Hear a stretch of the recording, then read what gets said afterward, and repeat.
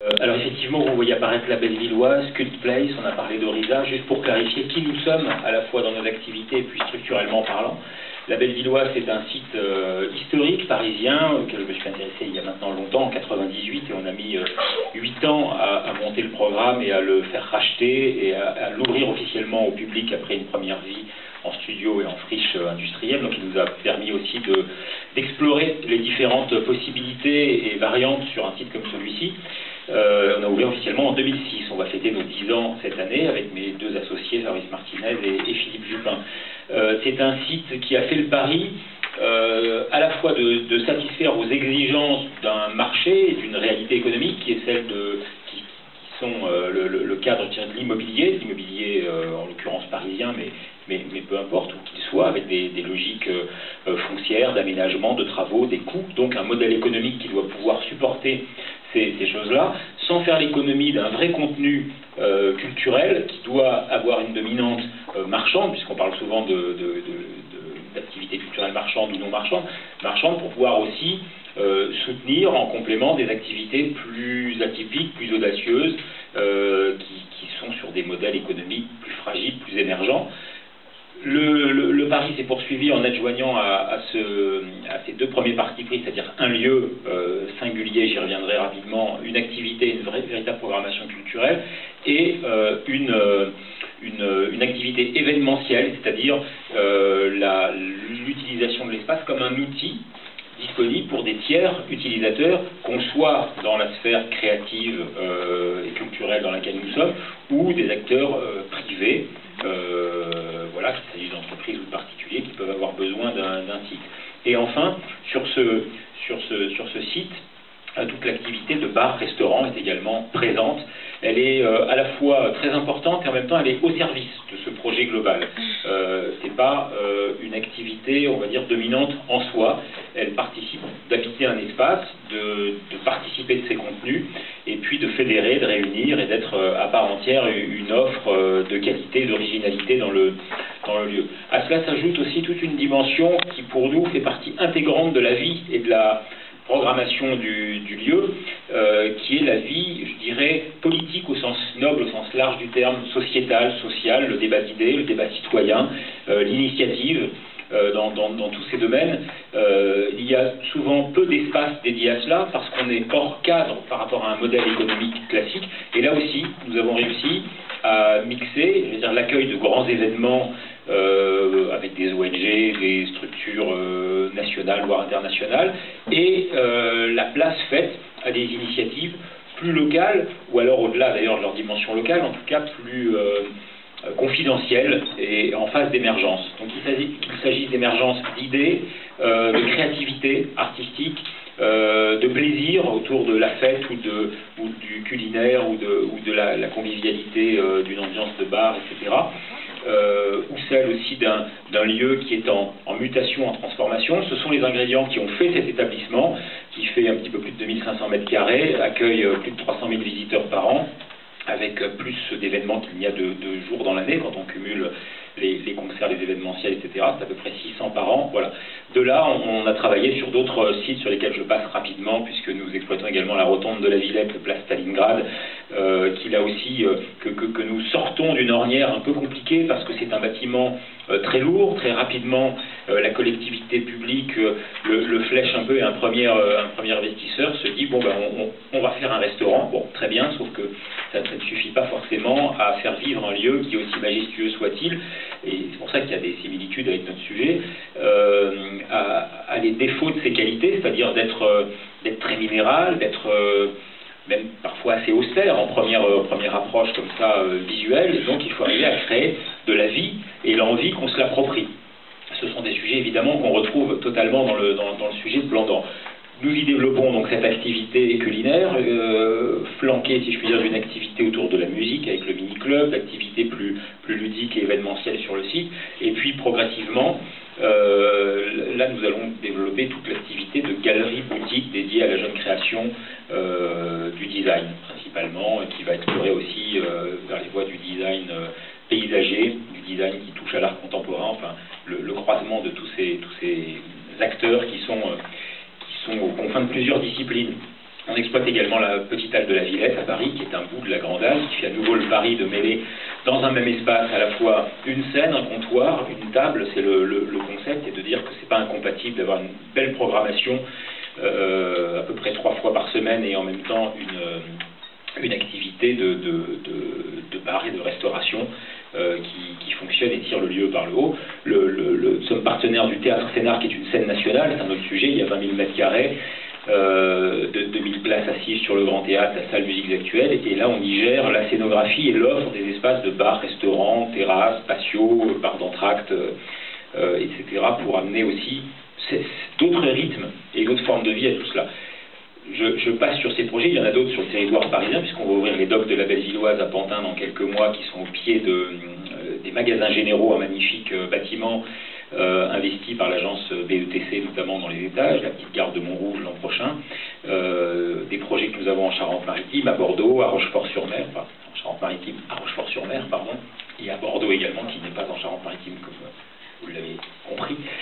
Voilà, tout cela, pardon. Oui, et Damien a raison, c'est parce que il y a pas mal d'autres sujets, mais effectivement, il y en a un qui est important dans le cadre de Réinventer Paris,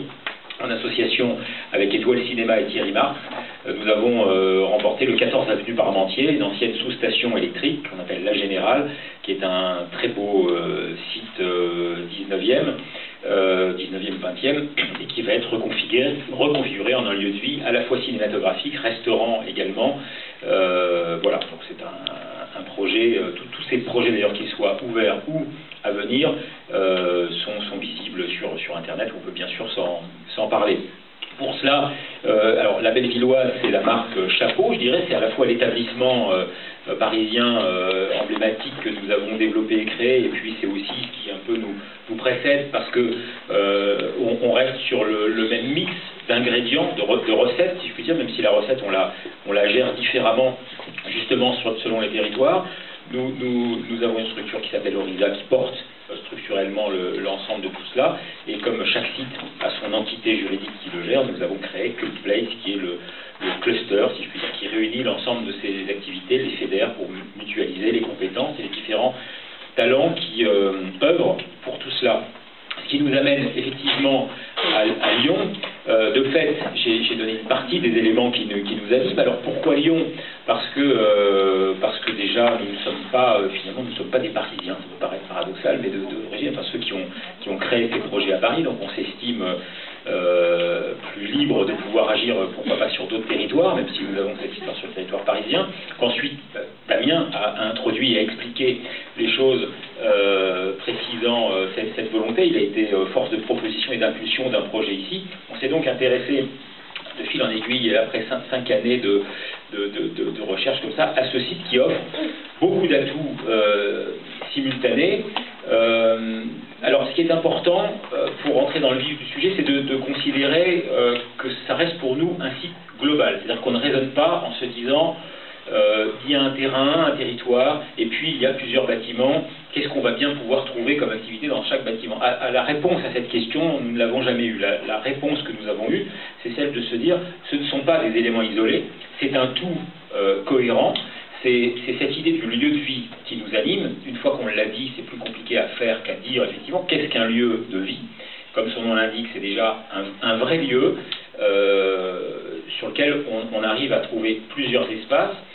Nous avions envie de certaines fonctionnalités que Clément, Vergély et Alep ont réussi à traduire par cet abri, ce bastion qui crée le lien aussi entre le château Renaissance et puis le magasin d'armes.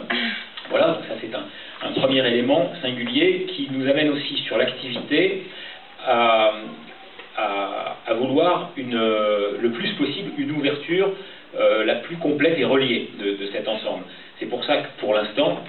dans un second temps, quand on sera sans doute proche d'ouvrir au public, se posera la question plus précise du nom définitif, du marketing de la chose, mais nous l'appelons le Château Lamotte parce que c'est simplement le site historique. Dans notre esprit, le Château Lamotte, c'est pas juste les tours qu'on voit au fond derrière les arbres, c'est cet ensemble qui, en plus, depuis le XIe siècle, a évolué, même si sa vie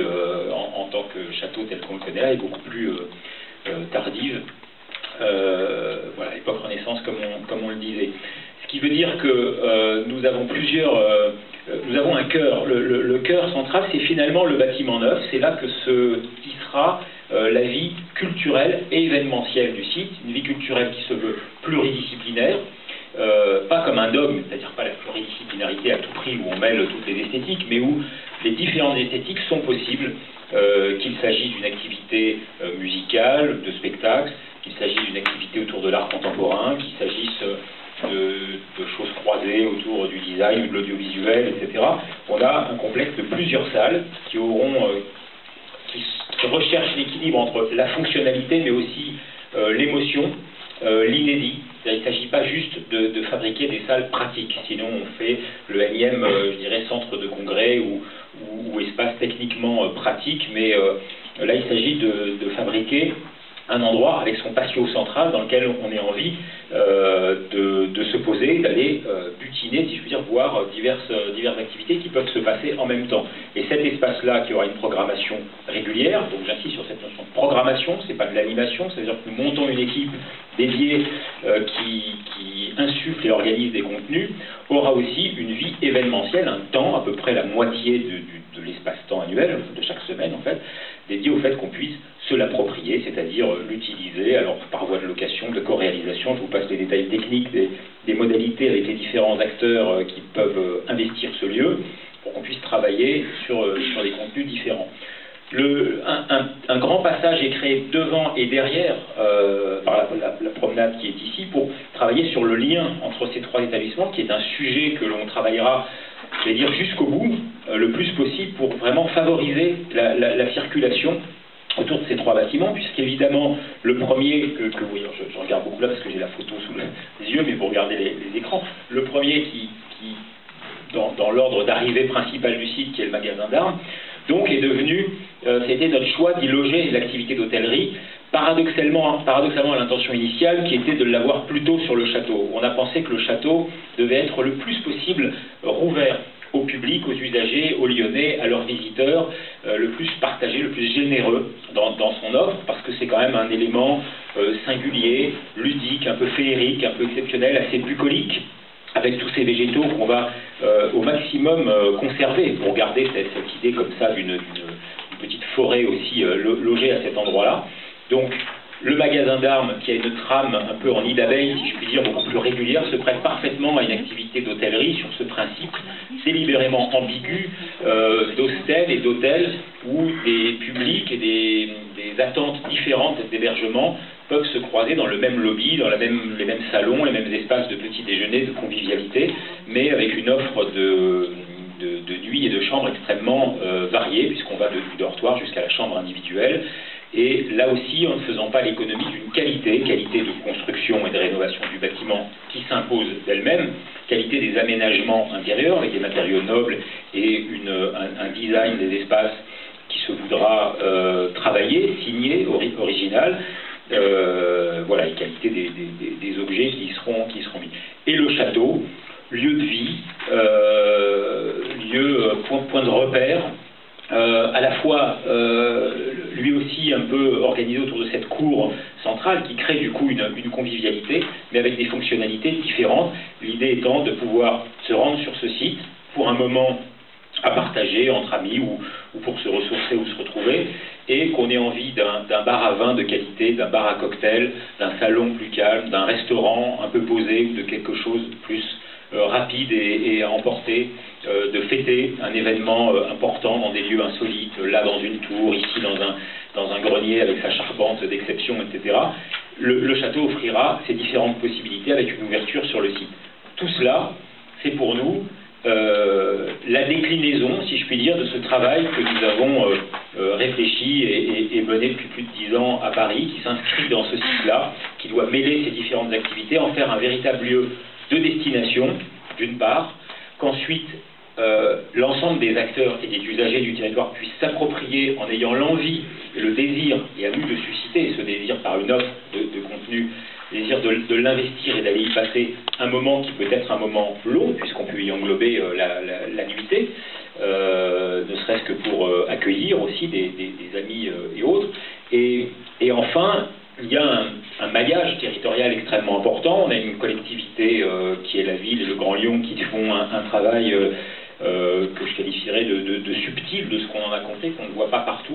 aller accompagner, à la fois laisser l'initiative se faire tout en accompagnant ce tissu d'acteurs qui sont à la frontière entre évidemment l'activité économique, marchande, l'activité culturelle, l'activité urbanistique, d'aménagement du territoire. C'est un chantier qu'on trouve assez passionnant et c'est pour ça qu'aujourd'hui ce projet il est à la fois arrêté dans ses grands principes, et c'est pour ça qu'à un moment donné un choix a été fait sur la base de ce projet, mais il n'est pas figé dans la façon précise dont les choses vont se faire, qu'on entend travailler jusqu'au bout, jusqu'à l'ouverture et même jusqu'au moment où ce sera en exploitation, jusqu'après l'ouverture, avec tous les acteurs du territoire et la collectivité bien sûr, pour aller en finesse travailler tous ces contenus dont je vous parle. In fine, l'objectif étant de se dire que contenant et contenu ne doivent faire qu'un. Il n'y en a pas un qui est devant l'autre. Moi, je trouve souvent dommage qu'on aborde des projets, et je terminerai avec ça,